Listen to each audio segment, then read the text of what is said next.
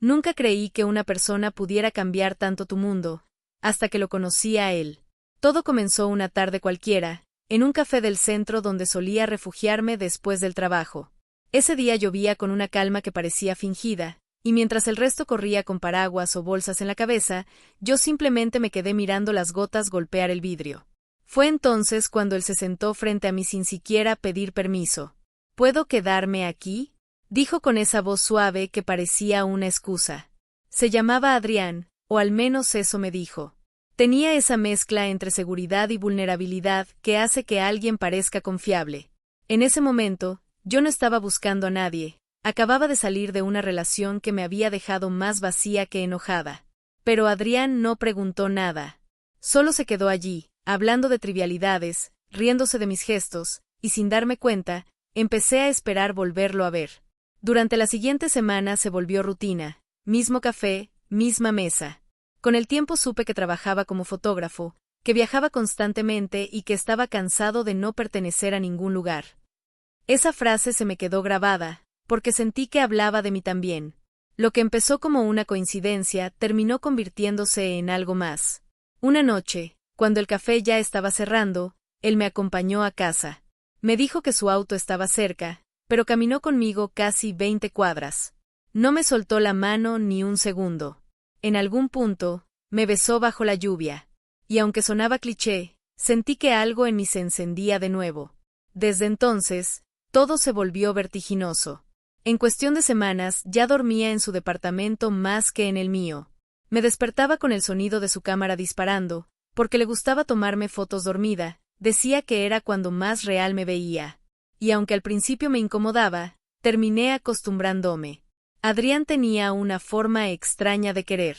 A veces me llenaba de detalles, me hacía sentir la mujer más admirada del mundo.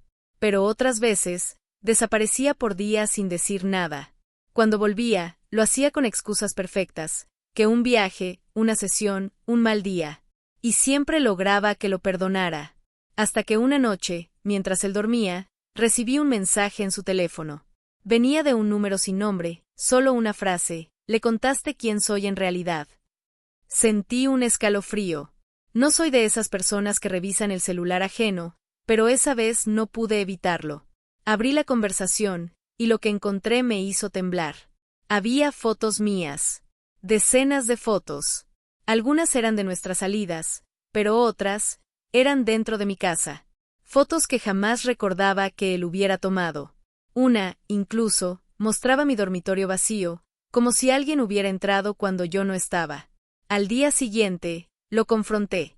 ¿Quién te manda esos mensajes?, pregunté, con la voz entrecortada. Él sonrió.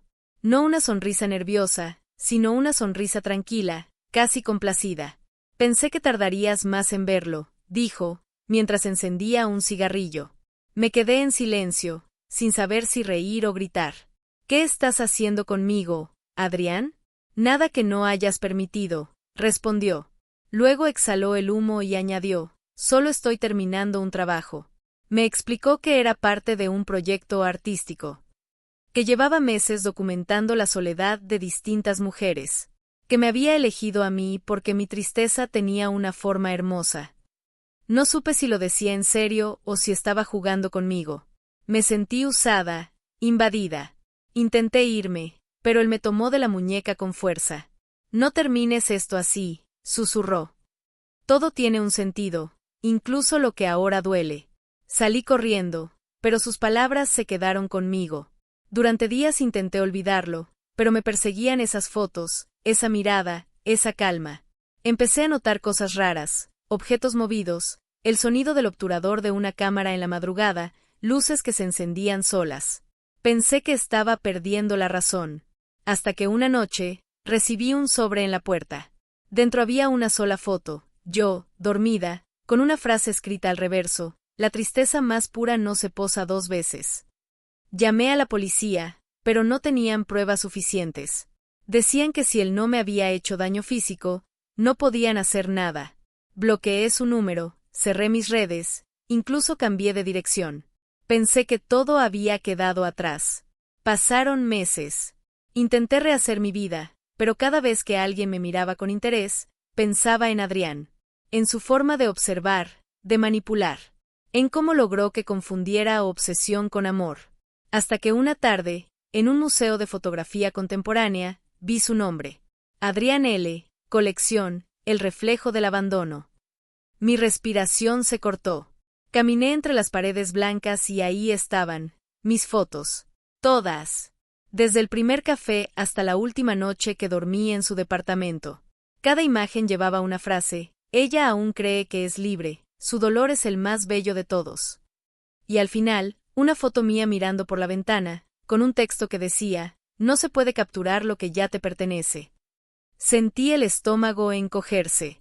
Me acerqué a la encargada del lugar y le pregunté cómo podían exhibir eso sin mi consentimiento. Me dijo que Adrián había presentado todos los derechos de imagen firmados. No lo podía creer.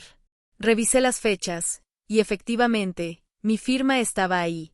Recordé una noche en la que él me hizo firmar un contrato de confidencialidad porque decía que estaba trabajando con una galería y necesitaba mi autorización para publicar sus retratos. Nunca leí las cláusulas. Confiaba demasiado. No recuerdo bien cómo llegué a mi casa ese día. Solo sé que al entrar, había una carta en el suelo. No tenía remitente, pero la letra era la suya.